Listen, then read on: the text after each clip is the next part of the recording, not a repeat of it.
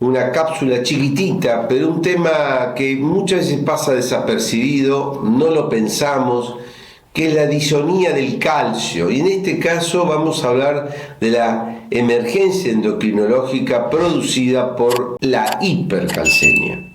Las crisis hipercalcémicas tienen características clínicas y formas de presentación muy poco específicas. Es decir, tenemos que tener en la cabeza que puede presentarse la hipercalcemia en ese paciente. Obviamente que en general la hipercalcemia, es decir, la alteración de la homeostasis del calcio, con cifras elevadas, vamos a ver por encima de 14 miligramos por decilitro, el más del 90% de los casos responden a lo que se denomina el hiperparatiroidismo primario, que generalmente es de origen benigno, pero también puede ser de origen maligno. El tema es que el paciente con hipercalcemia puede presentarse con una disfunción orgánica múltiple, no todas de golpe, y eso es lo que hay que tener presente cuando uno no entiende por qué este paciente presenta una disfunción orgánica progresiva, secuencial,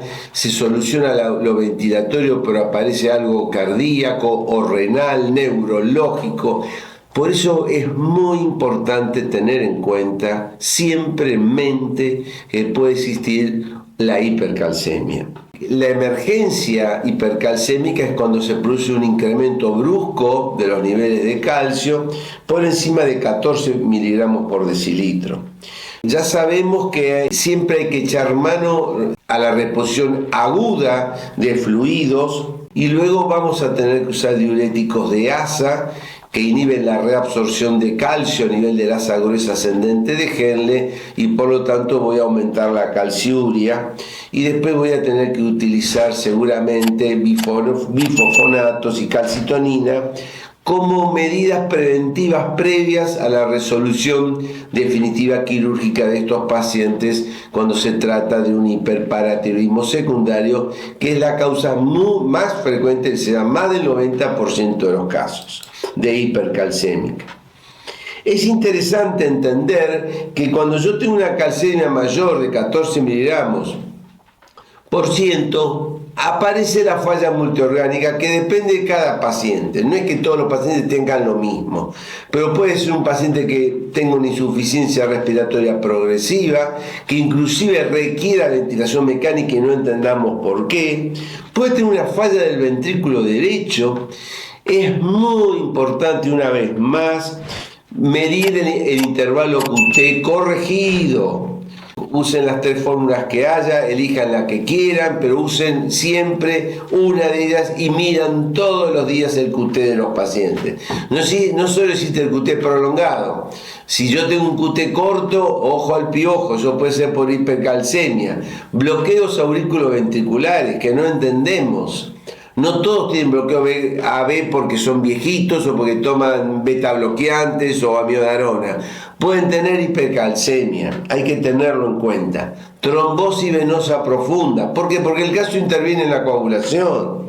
Pero puede tener una injuria encefálica aguda, manifestada a veces por trastornos cognitivos, un paciente con delirio, o un paciente que empieza a tener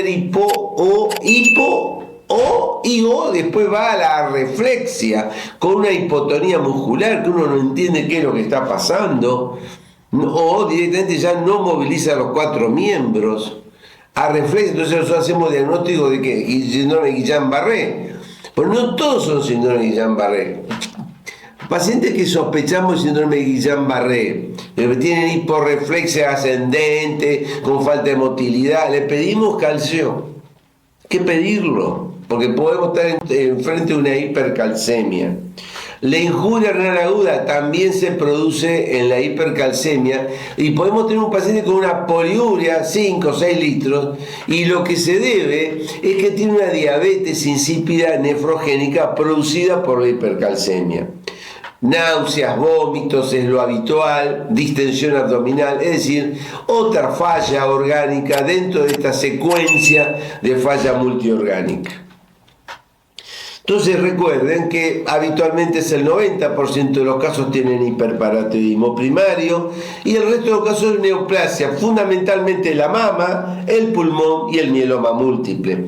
La intoxicación con vitamina D3, que hoy está muy de moda darla, es decir, administrar a los pacientes, tiazidas y el litio, droga maravillosa para el síndrome bipolar, ojo al piojo que puede provocar crisis hipercalcémica, enfermedades granulomatosas que son menos frecuentes, pero hoy hay una exacerbación de la tuberculosis por todo lo que sabemos, hay que tener presente la posibilidad. Entonces hacemos una reposición agresiva de fluidos con Ringer lactato o fisiológico, cloruro de sodio fisiológico al 0.9%, pero vigorosa, hay que 1, 2, 3 litros y ver cómo, por supuesto tenemos que evaluarlo por ultrasonido, a ver si no tiene aumento de la permeabilidad vascular pulmonar, aumento del agua extravascular pulmonar de ese paciente, si tiene una cardiopatía previa. Cuando uno dice reposición agresiva de fluido, pero hay que ver si ese paciente va a tolerar esa reposición agresiva, hay que hacerla,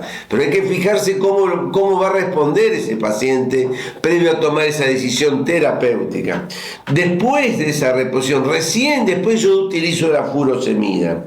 Y como dijimos al principio, el uso de calcitonina y bifosfonato cuando uno va a ir a la resolución quirúrgica en el caso de un hiperparatiroidismo primario. Espero que haya sido útil esta cápsula, pero cuando hay una crisis hipercalcémica, no llamen a los bomberos, tenemos que ser nosotros los bomberos para ese paciente. Que les vaya muy, pero muy bien.